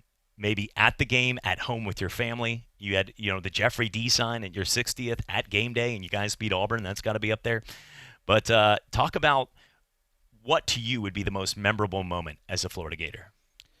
I think that ones that you remember. I know we've had some late nights out there at Seville. So the ones that you remember as a fan. Yeah, well, there's a bunch of them. I remember in 1986 being in the Swamp before it was called the Swamp. Before Steve Spurrier got there, and the Gators came back from a 17-0 deficit to beat Auburn, 18-17, and Kerwin Bell threw a TD pass to Ricky Nattil in the waning seconds. And kind of limped into the end zone on a 2-point conversion, and I think they kind of gave it to him. If they had replay back then, they'd probably called it down at the half-yard line. But the Gators won 18-17. I think the biggest memory, though, was being in the Superdome for Florida's first national title when they beat Florida State 52-20. I was the Gators were up 38-20, and so it looked like the Gators were in pretty good shape. Of course, Gator fans are paranoid because we've blown games like that before. And Terry Jackson, with about 8 minutes left in the game, took off on a long run, and he was coming right down to the end zone. We were right on the goal line, and he dove into the end zone. Of course, it drew a 15-yard flag. But it put the Gators up 45-20, and that was, at that point, it was a realization the Gators were going to win the national title, and that nobody's going to take it away from them. So that was a beautiful moment. Kwesi Green in the Swamp in 1997, just a year later, when Florida alternated quarterbacks, Doug Johnson and Noah Brandeis, on a play-by-play basis. Mm-hmm. And so Sebastian Janikowski, of course, kicks a field goal to put Florida State up by 4 with just a few seconds left, and then they kick off to the Gators, and Doug Johnson hits Kwesi with about a 75-yard pass, and then Fred Taylor does the rest, and the Gators end up winning that game 32-29. See, I would look at a lot of the games because I grew up going to games with my dad. First off, the memory I remember more than anything were two. Why is this crazy old guy in a suit running on the field? Before I was like 12, and then he started doing 2 bits, and I still was confused. And then they were like, "It's tradition. He just let him go." And Mr. George Edmondson, who passed this year, such a big part of history and tradition, a Citadel grad, but he had a chance to get out there, and that's the thing that makes college football different than the NFL. The NFL now, I do the NFL tailgate show out there at World of Beer Blend Lounge, 200 South every week, and we'll sit there and you watch everybody walk in. And, everybody's on their phone setting their fantasy football rosters, even me on the break. I mean, you've only got a couple minutes, and those injury reports come at like 11:45. So, but we're all out there. Everybody's checking the score. People are talking about the spreads. Other people are, FanDuel. Other people are rooting on teams. Others have given up, like the, Dolphins and Redskin fans, and they'll go, but they always have their arms crossed. In college, it's not just about the game. It's about, really in the NFL, it's about the game. We could care less, unless you follow one of these guys on Twitter. No Patriot fan really cares what happened down in South Florida to Bob Kraft, the Kraft macaroni and sleaze. I mean, I didn't need to hear that. What you want to know is what's happening and making sure the balls all have proper PSI, right? But here's the thing with Florida and any team in the South and in college football. The tailgating at a Grove, even if Ole Miss isn't playing well, and the hottie toddies as you walk in there and go to some of those crystal chandelier places right there as you walk down the street. those things mean more to be able to party and tailgate with those friends every week, or going to Midnight Madness out in Texas A&M, where they stay up till midnight and the whole entire 102,000 people in the stands are out there rocking it in one of the best traditions, or watching people celebrate in Florida, or the War Eagle flying out there, where a lot of people in the South, if they didn't know it was a tradition, would break out their shotguns. So you never know where you're going to be, but in college, the tradition and the passion is that important. And for Florida, it is something that they have so many, from even the easy Gator Chomp to Mr. Two Bits, to the moments of watching everybody get out there and sing, Old Boys of Florida right there. It just is one of those that is it's a school of so much pride and tradition. And that's why, to me, it's good to see teams like that are starting to get back to the top. And what I mean is, from a Florida standpoint, they don't want to be in the top 25. They don't want to be in the top 15. They want to be looked at as a contender, the way that even though Georgia hasn't won a national title, they are looked at as a contender. LSU now is looked at as a contender. Ohio State's, Oklahoma's. Teams like Florida and Texas, teams like USC, they always are Wisconsin. That group is always sitting there going like, hey, Penn State, hey, we're here too. Hey, guys, over here. Like, that's what it's been over the last 7-8 years, is those teams like Penn State and Florida and Texas are sitting here saying, we're just as good, and then they have that one game they lose, and everybody's like, no, you're not. Just go over there. Go back to the corner and play with your toys. That is not how Florida wants to be seen, or Texas for that matter. But how do you feel as a Gator fan? Do you feel that you guys are, from a roster standpoint, from a recruiting standpoint, the way Trask is playing, that you feel like you're back on track? Well, I think from a roster standpoint, the Gators are still depth shy at several positions. And whenever you accrue injuries during the course of the season, that can come back to haunt you, and it's come back to haunt the Gators at defensive end. If the Gators were 4 deep with quality, experienced players at defensive end, they wouldn't have had a problem. But the other night, they ended up, true freshman Chris Bogle's playing, and journeyman Luke Ankrum is playing defensive end. And they're not going to get any pressure on Burrow. I mean, the LSU offensive tackles are going to keep those guys away. So I think the Florida's got four top athletes that Florida has got for the 2020 recruiting class. They're all defensive players. Mm-hmm. I think the key is to have kind of a defensive front seven that's impenetrable. I mean, that's what the Gators' key to success is. I think the Gators can get by with 3- and 4-star talent on the offensive side, and Mullen's just smart enough to scheme it up. And I mean, Kyle Trask was a 2-star out of Texas. He never even started a game in high school. Of course, De'Aaron King was in front of him, but and so I think that it's more important for the Gators to have those big bodies on defense and also on the offensive front. Offensive line is looked better the last couple of games. Florida, they gave Trask plenty of protection. These 5 guys that the Gators have on the offensive front are pretty good pass blockers, not very good run blockers. They really can't drive you. I mean, they can't just knock you on your keister and gain yardage in the running game. But they're pretty good pass blocking offensive linemen. Not nearly as good as last year's group, though, I don't think. This moment in Florida Gator history, we take a look at one of the pivotal moments each and every week on the show against the opponent they're playing. To me, 2006. You probably remember this. It was a game right there where Florida came in ranked number 6 in the nation. They needed to win to keep that national title hopes alive. This was also Steve Spurrier's first game back in the swamp at South Carolina against, as the South Carolina coach. The Gamecocks led 16-10, but it was 16 because Jarvis Moss blocked an extra point. Florida drove down the field to score, but needed a 4th and 1 where Tim Tebow from its own 29-yard line kept the drive alive. Tebow eventually scored from 12 yards out, and Florida made the extra point. They led with 3 minutes left. South Carolina was moving right down the field. Then South Carolina looked like they had it. Blake Mitchell hit Sidney Rice down the sidelines. Florida 7 with 17 seconds left, but a false start penalty moved it back. Remember, all they needed was a field goal, and at one point they were at the 7-yard line. It got moved back. Kicker Ryan Suckup, who's not a joke. Remember, Ryan Suckup is the kicker for the Tennessee Titans, so this guy is obviously good enough. It was a 48-yarder. And Jarvis Moss coming through again with the block kick. Jarvis Moss, Chad, I was on the second row behind the Gator bench. So I didn't have a very good view because everybody was standing the whole time. So I had to stand but it was a very intense football game.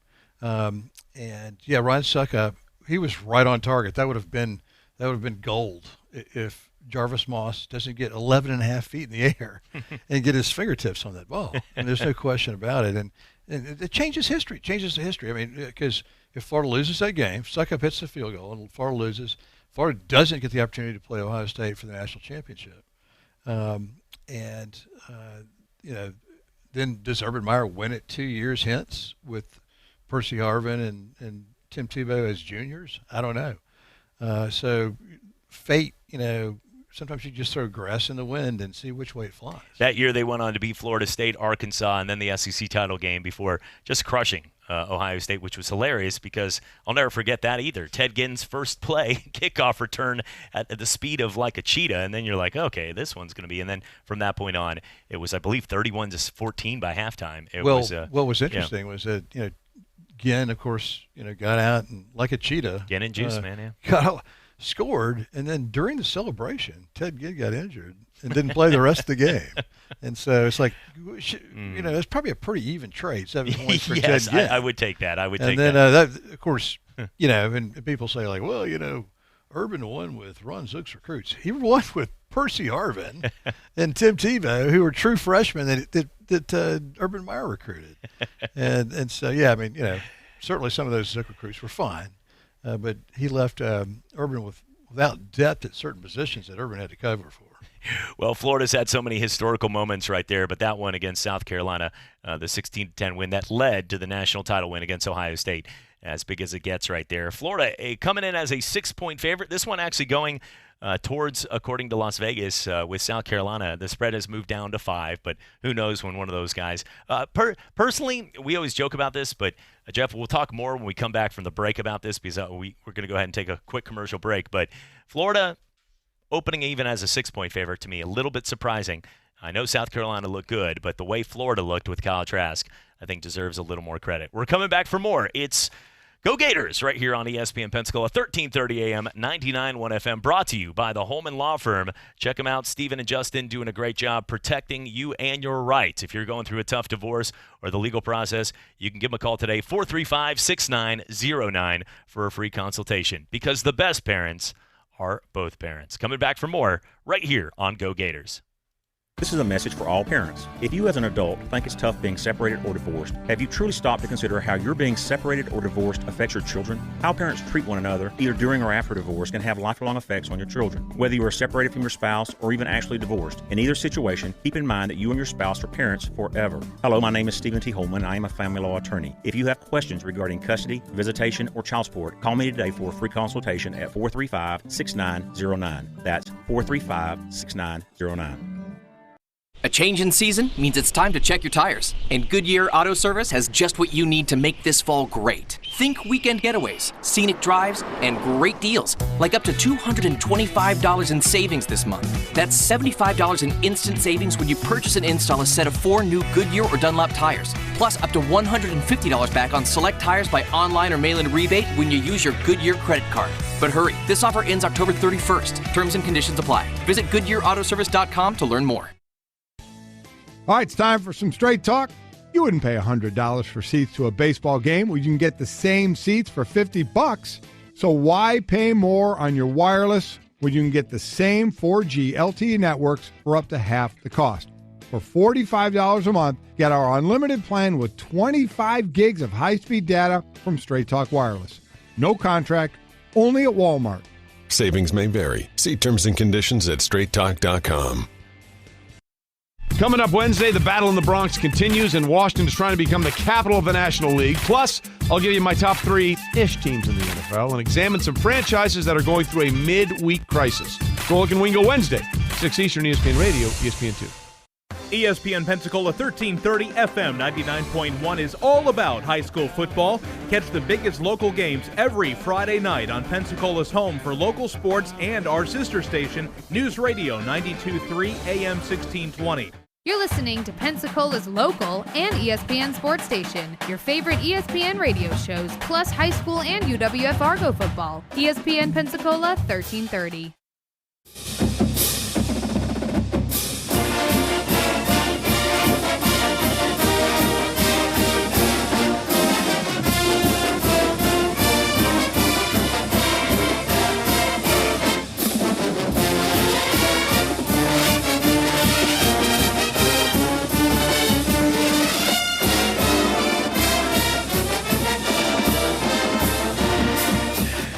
Welcome back. It's Go Gators right here on ESPN Pensacola, 1330 AM, 99.1 FM, brought to you by the Holman Law Firm.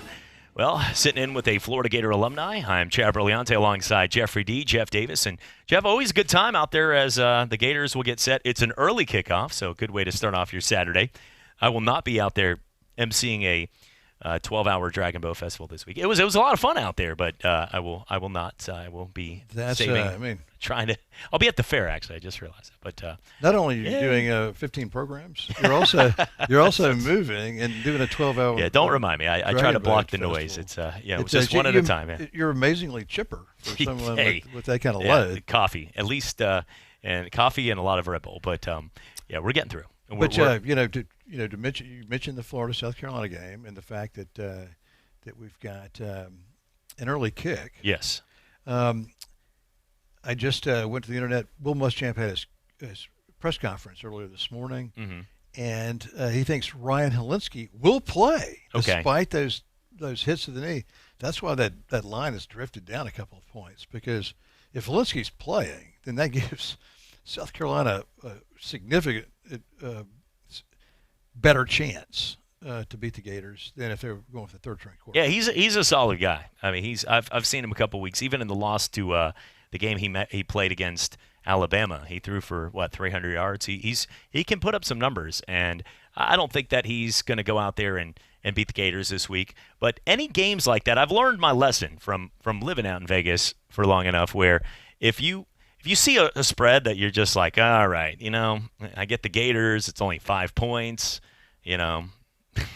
heck, I'm going to be one of those guys, spend a little extra and narrow it down to -3. Let's do that. And then you see that game where if they do win, it's like 27-26, and you're like, yeah, this one, I mean, I would say if this was heading down to Biloxi, if we were doing that this week and betting on the game, I would take the Gators money line. I think the money line on it's like -210. You're getting 2-1 odds, but I think it's safer not to mess with those 5 points, because this one, I don't think that the Gators just go in there and dismantle South Carolina. South Carolina's coming off too emotional high. Defensively, they're playing their best football, and I think in this matchup, Florida put so much effort into that matchup against LSU. I mean, those drives, to use the positives, they went down the field and they scored on 11-play, 75-yard drives. But that also wears and gasses your offense when you do that throughout the whole night. And you do that to end a result where they lose by 14. You might be sitting there going, we gave it our all. That's going to take a toll in that game.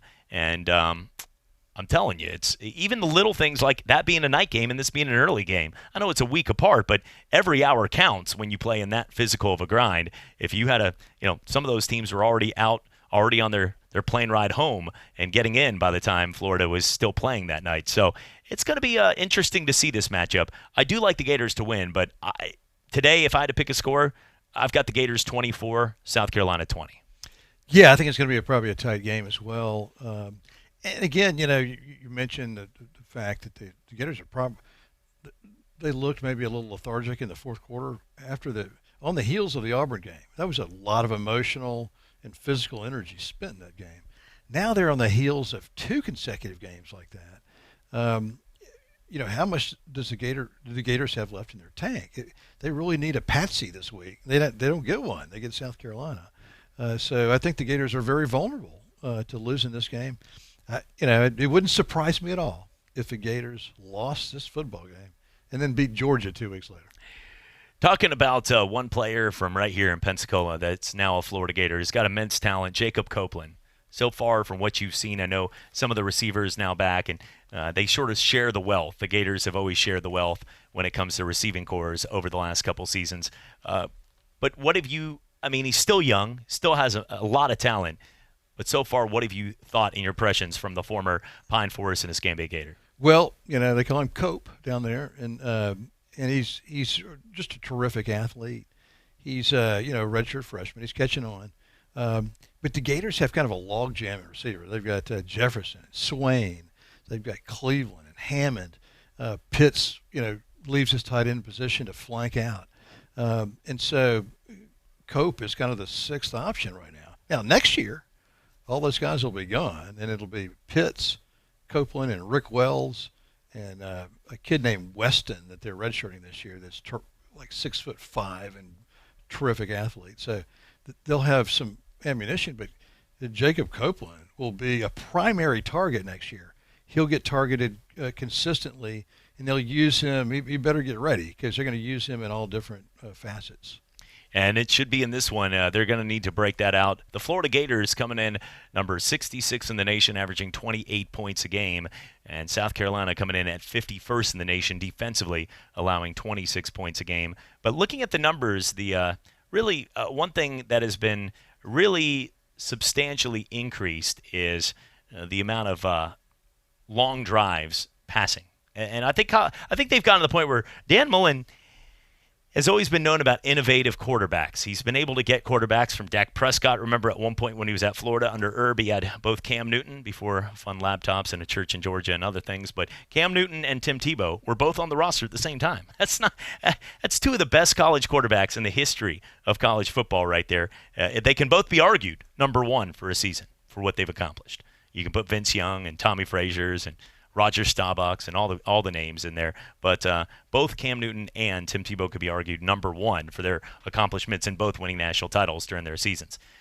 Looking at the way, though, that he's developed Trask, there had to be something during practice the reason this guy wasn't starting.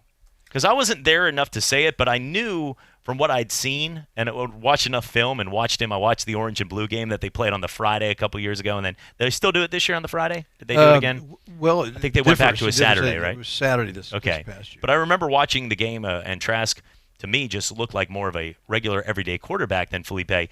It's pretty clear now, but he had to be one of those kind of guys that wasn't a practice, as AI would say. We're talking about practice kind of guy, because when he shows up in the spotlight, I only have good things to say about him.